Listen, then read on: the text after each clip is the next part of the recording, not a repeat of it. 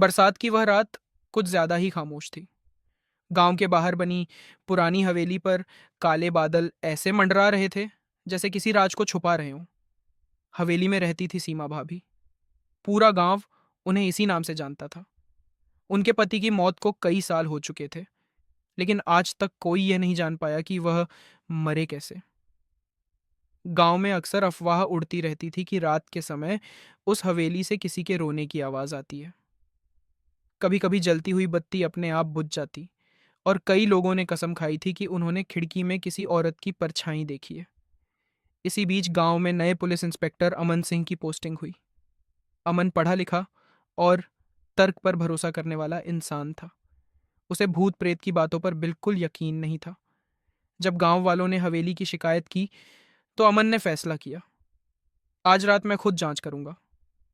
रात के करीब 11 बजे अमन अपनी जीप लेकर हवेली पहुंचा। बारिश रुक चुकी थी, लेकिन जमीन से उठती ठंडक माहौल को और डरावना बना रही थी। जैसे ही उसने हवेली के गेट को धक्का दिया, क्री की तेज आवाज गूंजी।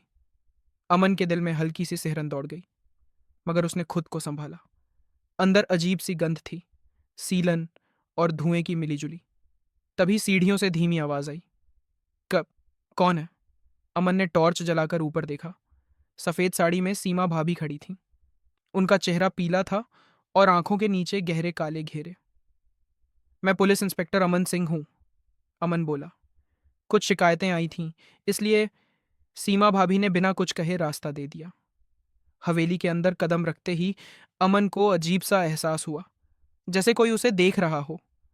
जांच के दौरान अमन ने नोटिस किया कि हवेली के एक कमरे में हमेशा ताला लगा रहता है। इस कमरे में क्या है? अमन ने पूछा। सीमा भाभी का चेहरा अचानक सख्त हो गया। वहां मत जाइए, उन्होंने धीमी आवाज में कहा। वहां सिर्फ यादें हैं। अमन को शक और गहरा हो गया। जैसे ही आधी रात हुई, हवेली में अचानक ठंडी हवा चलने लगी। खिड़कियां अपने आप खुल बंद होने लगीं। तभी उस बंद कमरे से थक थक थक की आवाज आने लगी। अमन ने बंदूक संभाली और ताले की ओर बढ़ा। ताला खोलते ही जो उसने देखा, उसकी रूह कांप गई। कमरे की दीवारों पर खून जैसे पुराने निशान थे। बीच में एक टूटी हुई कुर्सी और जमीन पर बिखरी जंजीरें। तभी अचानक दरवाजा जोर से बंद हो गया। पीछे से किसी ने फुसफुसाकर कहा, अब तुम भी नहीं जा पाओगे। अमन ने घूम कर देखा। सीमा भाभी नहीं, बल्कि एक डरावनी औरत खड़ी थी, जिसके बाल हवा में लहरा रहे थे और आंखें पूरी तरह काली थीं। उसने चीखते हुए कहा, मेरे पति को यहीं मारा गया था। सब जानते थे, लेकिन किसी ने कुछ नहीं कहा। अमन को समझ आ गया, सीमा भाभी की आत्मा इस हवेली से बंधी हुई थी। गांव वालों की चुप्पी और अन्याय ने उसे भटकती आत्मा बना दिया था। अचानक जोरदार आवाज हुई और अमन बेहोश हो गया। सुबह गांव वालों ने देखा, हवेली का दरवाजा खुला था और अमन बाहर पड़ा था। होश में आने पर उसने सबको सच बताया और उस हत्या की फाइल दोबारा खोली।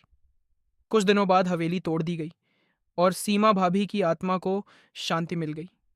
लेकिन आज भी उस रास्ते से गुजरते समय लोग कहते हैं, अगर हवा अचानक ठंडी हो जाए तो समझ लेना कोई तुम्हें देख रहा है।